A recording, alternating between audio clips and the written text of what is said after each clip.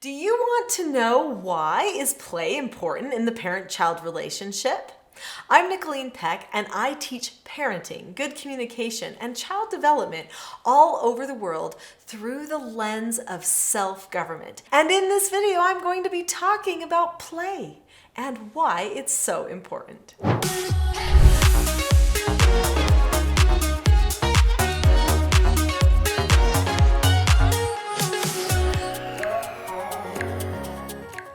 In this video, I'm going to be sharing one of the stories from my life that has a special place in my heart because it changed who I was as a mom. And I'm going to be talking to you about what you can do to increase play and bonding with your child.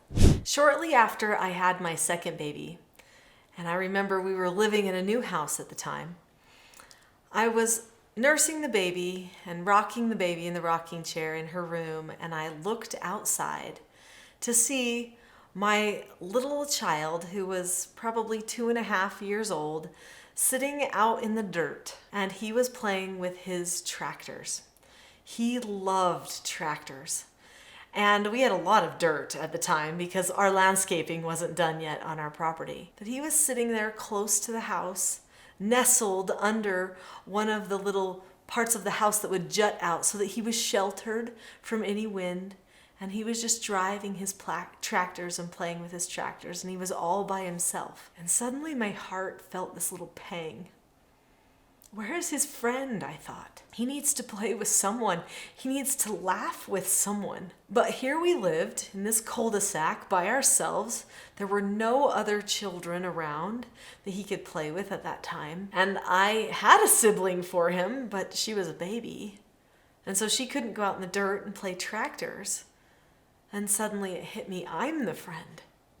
I'm the one who's supposed to play with him. Obviously, I can't do it all the time. He's going to have to learn sometimes that he doesn't get to have a friend with him. And clearly he's doing that, and I should be happy. I should be proud of him that he can play on his own. But it made my heart hurt. It made my heart want to be out there with him. And I think it's because before this baby came, we had played and played and played, and I'd never thought about the fact that there could come a time when he wouldn't have someone to play with. Obviously, children shouldn't have a friend every single second of the day and someone to entertain them every second.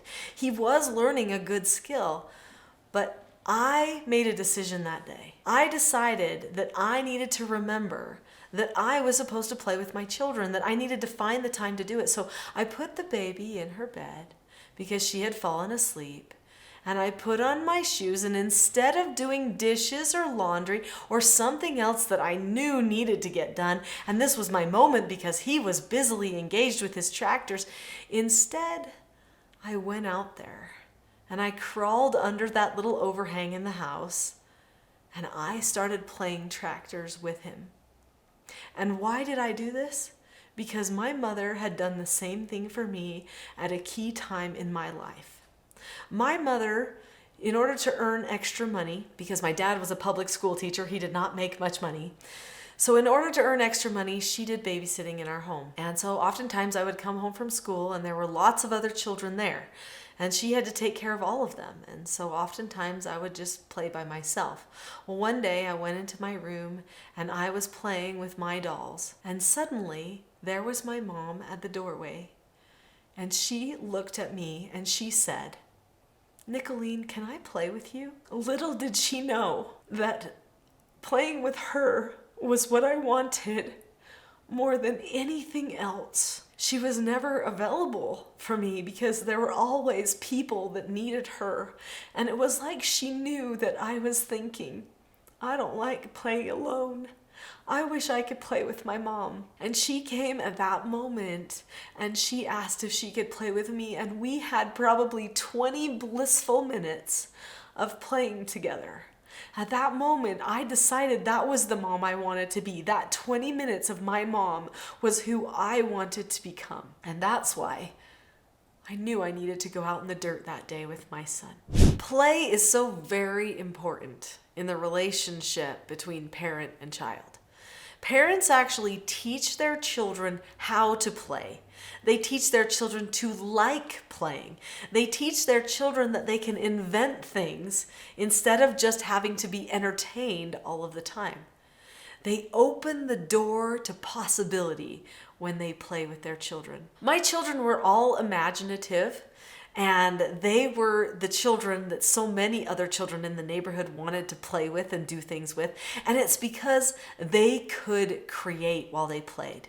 Because that's what I did when I played with them. I taught them how to do it. So that's one really valuable thing that comes from playing with mom and dad. They learn the better ways to play, right? But also, playing with your children teaches your child how to bond with other people. And this is probably one of the most important lessons they'll ever learn. I want to talk about key things you can do to improve your bonding with your child through play and something else that might surprise you. But first, click that subscribe button now. There are so many great videos on this channel that will lead toward better communication, better relationship, and better child development. And I don't want you to miss any of them. So click subscribe now, and don't forget to also hit that notification bell so that you are notified when new great videos come out. The most basic need that a person has is bonding. In fact, it is lesson number 1. If a person can bond with their parents, their family members, then they can start learning other things. They can learn how to solve problems. They can learn academic things, they can learn social lessons, but it is the bonding that happens very first. Just because it happens first when someone is a baby does not mean that we ever end needing to increase our bonding. We don't. We all need bonding all the time. It's one of the things that helps us socially thrive. In fact, we get very bound up emotionally if we don't feel proper bonds with people. The parent-child bond is the most vital of all bonds. Children want to know that they belong to their parents. They want to know that they belong in a family. That sense of belonging leads to security that they will have forever. You cannot give a person esteem or security, but you can bond to them, which will ultimately lead to the security that they are looking for. So parents have to always be on their game when it comes to bonding. And play is one of those vital times that we get to bond with our children, that we can talk about things besides their behaviors or their homework or the things that we want them to do, their chores. Instead, we can talk about something completely different. We can open up the world and open up those doors to communication by choosing to deliberately play with our children and bond with them through that experience. Now remember, I told you there was a little bit of a surprise coming, that play is not the only way that we bond with our children. In fact, work is a vital bonding mechanism for relationships as well. When you work with people, you bond with people. This is actually something that many people forget. They just focus on leisure or play and they leave the work to somebody else. But I promise you, working alongside someone can sometimes even increase the bonding more than play. For children, play is their work. They are learning and growing and developing new skills through all of that play. So it is their work. So over time, when play just becomes more leisure and it's not as much of a learning experience, we've got to bring in work. We've got to work with our children so that we can continue to have those deep bonding times where you problem solve together, you talk about how you learned those particular skills from your life, and that when you remember working alongside your parents too, what you gained from that. That work and that play lead to identity development for the child. That's big. In fact, that's almost everything for the child. If they know who they are, where they came from, and they know the people they're bonded to and who always love them and care about them, then they can have security for life no matter what. They don't have to invent up some new thing for their identity. Instead, they can just be very confident in who they already are, those self-evident truths about themselves. So parents, there's a lot riding on that. That means you've got to take the time to do the work. You've got to take the time to do the play. You've got to set it aside as a top priority. This is why I encourage family activities on a weekly basis, that parents will deliberately set up family activity time so that they have deliberate time to work on bonding together as a family. There's also meetings, which are problem-solving times that you can work on with your family as well. These are times where you check up on how your relationship is doing and how the bond is doing.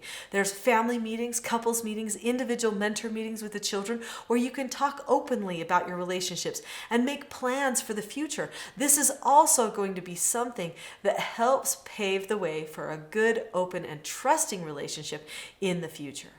Not only does playing with your child help with creativity and bonding, but it helps with problem-solving abilities.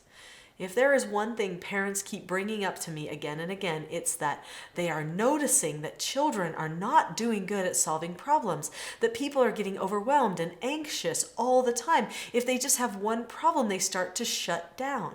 Well, problem solving is something that is trained, and it is trained through play and through work. If a parent wants their child to be very good at problem solving, then they need to work and play alongside them more. This will help the child learn how to solve the problems that they might face in the future that they don't even know about yet. Patterns of problem solving are developed when we are young. And if they are not, if a person is just entertained or someone solves all of their problems for them, then that child becomes handicapped in the future. So playing with your children and working with your children is just one component to creating a family culture or environment where that child develops into a strong person, not just physically strong, but emotionally strong and bonded. When your child knows how to bond with the other people around them, that gives them security and strength for life.